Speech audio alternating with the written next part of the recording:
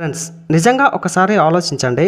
ఈ ప్రపంచంలో భగవంతుడు అనేవాడు ఉంటే మరి ఈ నేరాలు ఘోరాలు ఎందుకు జరుగుతున్నాయి? ఈ ప్రపంచం మొత్తాన్ని భగవంతుడే సృష్టించాడు కదా.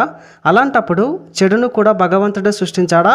సో మనలో ఈ ప్రశ్న చాలామందికి వచ్చే ఉంటుంది, కానీ జవాబు మాత్రం దొరుకుండదు. అయితే ఈ ప్రపంచాన్ని మొత్తం భగవంతుడు సృష్టించింది కరెక్టే, కానీ ఈ ప్రపంచంలో ఉండే మనుషులు ఏవైతే చెడ్డ పనులు చేస్తారో దానికి భగవంతునికి ఏమాత్రం సంబంధం లేదు. నిజానికి భగవంతుడు ఈ ప్రపంచంలో ప్రతి ఒక్క మనిషికి స్వతంత్రం ఇచ్చాడు. సో ఈ విషయాన్ని మనం ఒక చిన్న ఉదాహరణతో అర్థం చేసుకోవడానికి ప్రయత్నం చేద్దాం. వర్షం ఉంది కదా, వర్షం పొలాల్లో పడినప్పుడు ఆ వర్షం పొలాల్లో ఏ పంట పండాలి అనేది డిసైడ్ చేయదు. మీరు ఏ విత్తనాలు అయితే పొలాల్లో నాటుతారో ఆ విత్తనాలకు జస్ట్ వర్షం తోడవుతుంది అంతే.